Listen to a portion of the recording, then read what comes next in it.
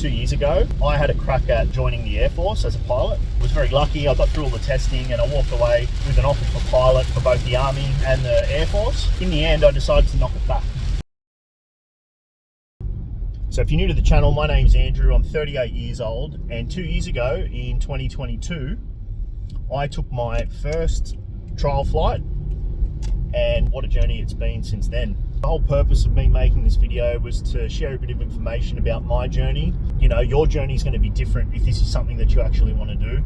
Hopefully by the end of this video, you have a bit more information and understanding about how the process has been for me, and a bit more of an understanding about your options that are available to you here in Australia anyway. If you're thinking about becoming a pilot full-time, making the career shift, really there's only a few options available to you. You're either going to go and fly military, or you're going to end up in the commercial world or general aviation in Australia. Back then, I didn't even know you could join defence as a pilot at my age. You know, I was 36 back then a couple of years ago. And for those of you who don't know, in Australia, you can apply for any of the pilot or aircrew roles as long as you can give back your ROSO before your retirement age. ROSO being your return of service obligation. And they set that depending on what the role is and how much investment they put into you. So for example, as a pilot, my ROSO was 9 years. So as long as I could serve the 9 years before the mandatory retirement age of 60, then I was good to go. Joining the defence in my late 30s as a pilot meant I was really going to be waiting around. There's going to be significant wait times, and it wasn't going to be the lifestyle for me and my family, so I ended up knocking back the offers.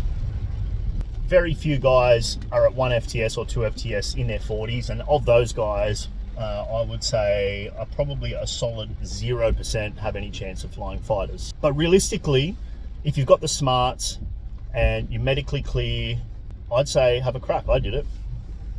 Ultimately, it came down to the lifestyle that I wanted to be able to give back to my family for the sacrifice they were making for me to be able to pursue this dream of becoming a pilot.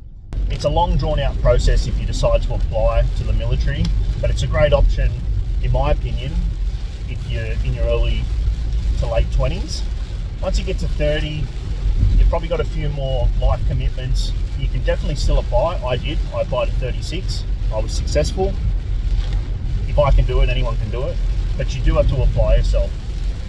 There are a lot of steps that you have to go through when considering joining the military. I actually saw some of the best guys throughout the testing phases in assessment days at ASP and OSB stages not make it through because of medical. I would say military medical is probably the hardest thing to get through, and as you get older, it's even harder to get through. So if you're in your 20s and you don't have many commitments and you've got your wits about you and you're committed, then it could be a great option for you. I'm just going to give you a quick rundown on how it was for me, and I might miss a few things, but again, I'm just spitballing here. You've got to submit a whole bunch of paperwork. Now, if you're like me and your parents aren't originally from Australia, you're going to have to go and get their paperwork too, and that took me a long time. So from the start of the application through to the end, getting an offer, for me, was about 18 months. There is a lot of testing that you've got to go through. You've got to, once you submit your paperwork, you've got to do your online JOA testing, then you've got to do your assessment day testing, then you've got psych evaluations, you've got medicals, you've got interviews with different services, you've got days where they want you to come in, days where they send you to third-party practitioners. They went as far as pulling teeth out that they weren't happy with. You know, the way that the military go through medically, I mean, they're just going to go through every part of you.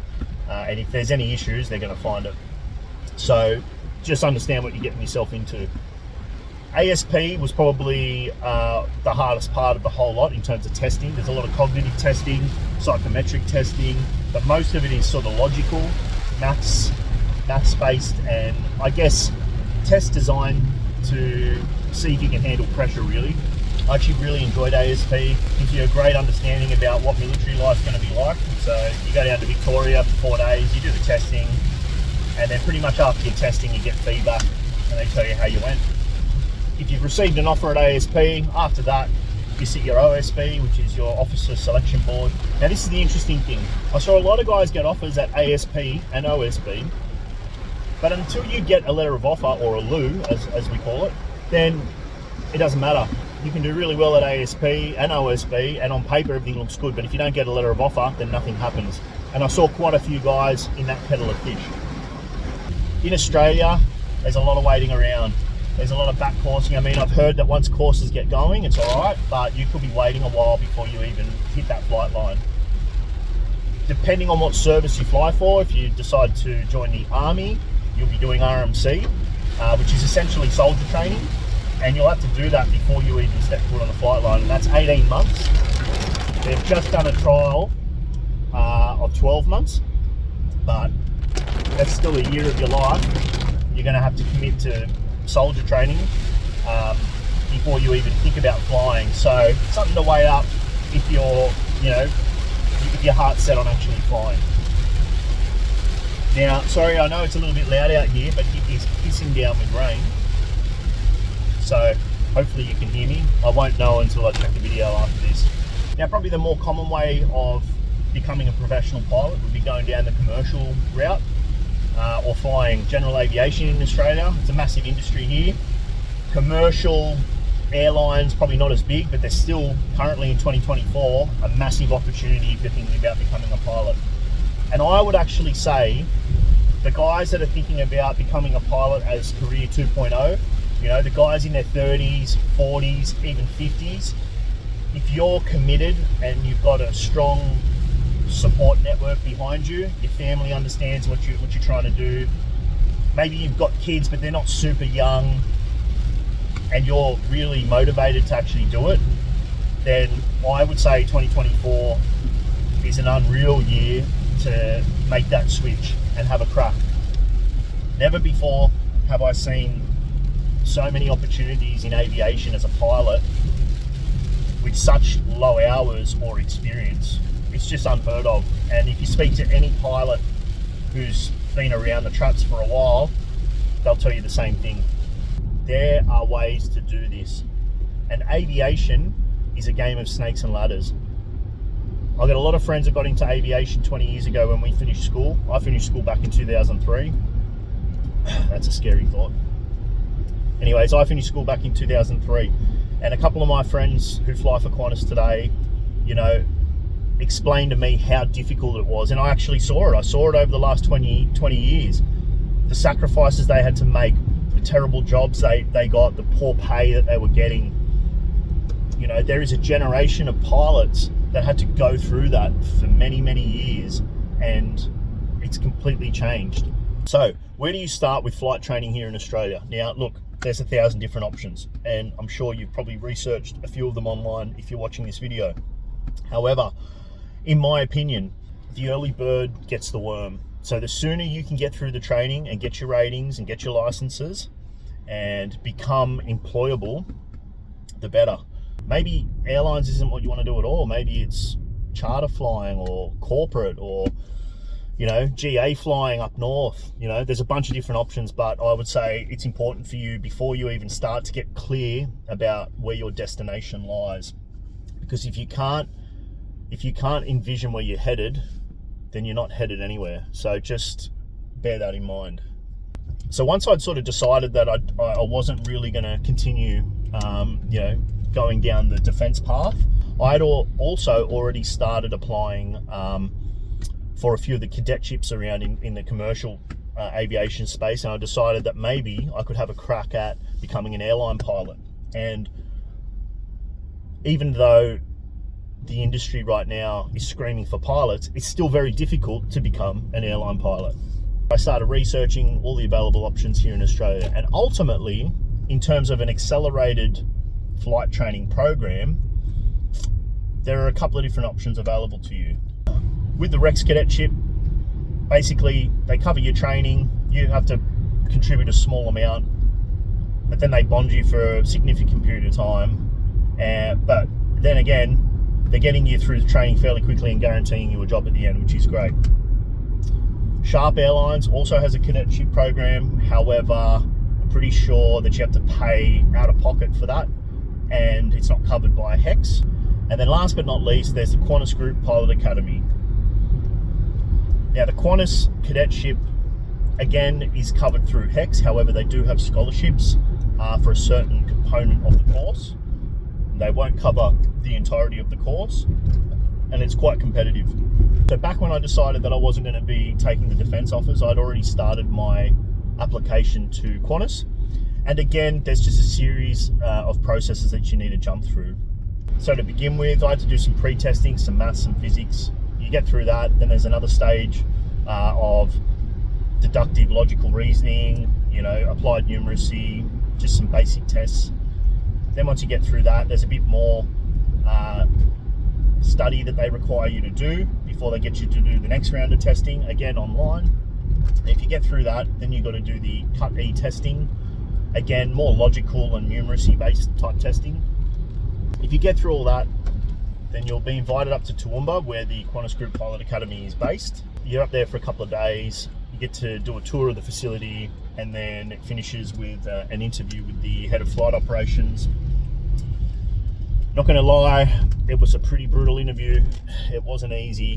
What was interesting to me, having gone through the military type testing, I found the Qantas Group final interview harder than any of the military stuff I'd done. So, it's funny because a lot of the pilots that get through there have to carry a debt through HEX.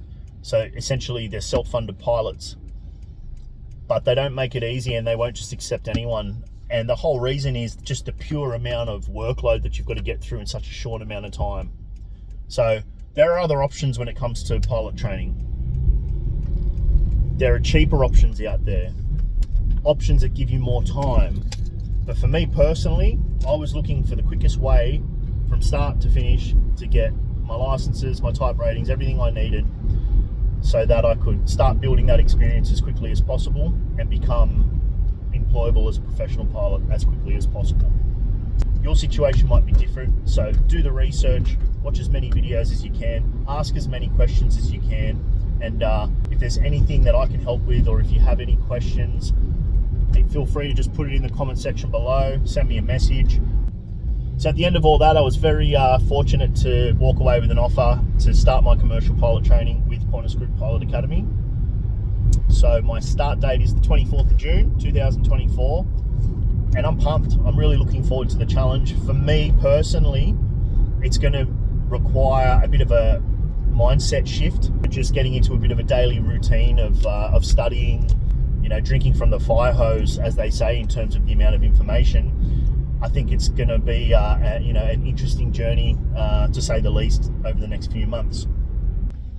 So I'll be creating more videos about the training and what it's like going through my commercial pilot's license, and what life's going to be like up at Toowoomba.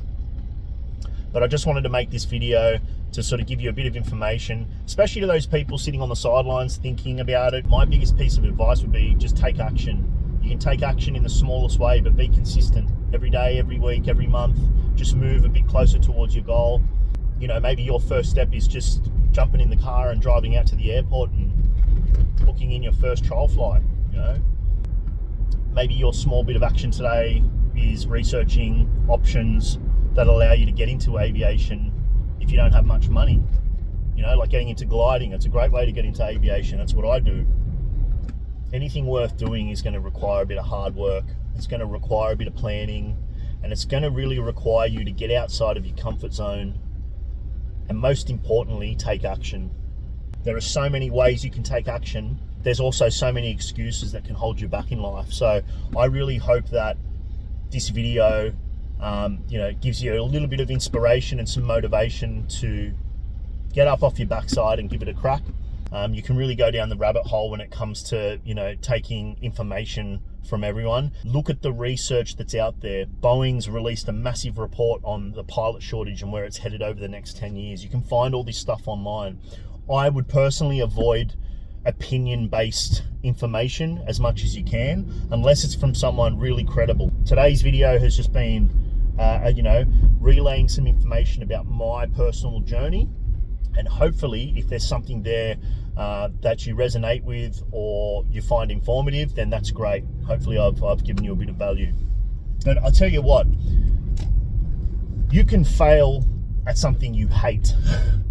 You can lose your job tomorrow. You can get sick. So many things can go wrong. So, you know, what have you got to lose? Give it a crack. Try and do something that you actually want to do.